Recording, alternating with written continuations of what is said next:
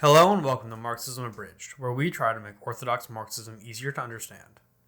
When the discussion of the bourgeoisie comes up, many will attempt to excuse certain elements of it under the assumption that they are harmless due to their size or origin. I'm referring specifically to the Petit Bourgeois, or the small capitalist class. This class is made up of small business owners, those that supposedly barely break even compared to the billionaires at the apex of the bourgeois class.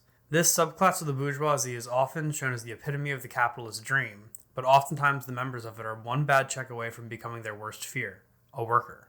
It's this position in the greater scheme of capitalism that encourages the petit bourgeois to act out in some of the most reactionary ways.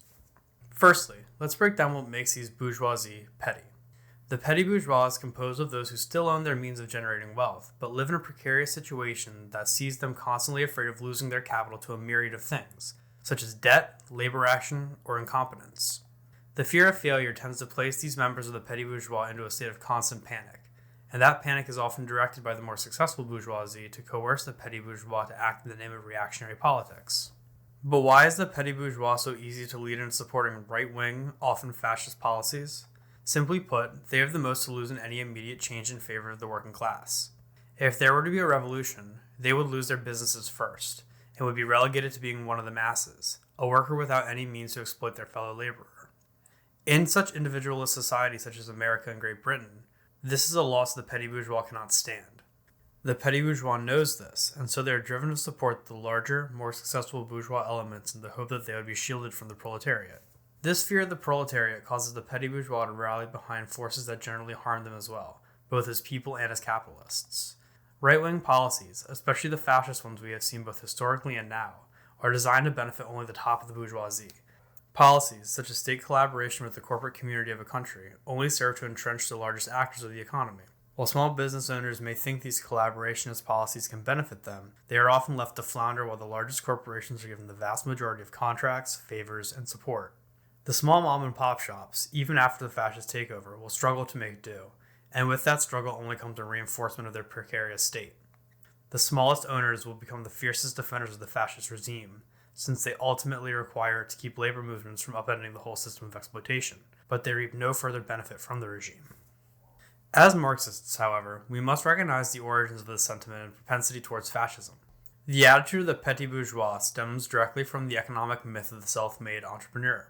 It stems from the same attitude that gives way to the phrase, "pick yourself up by your bootstraps," which, by its nature, is an impossible task.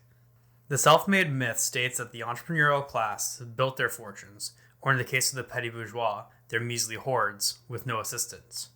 This disregards both concrete advantages they may have had, as well as any advantages offered to them by their identity, to say nothing of the ways these capitalists universally take advantage of the products of public investment, or the labor of the working class which they employ.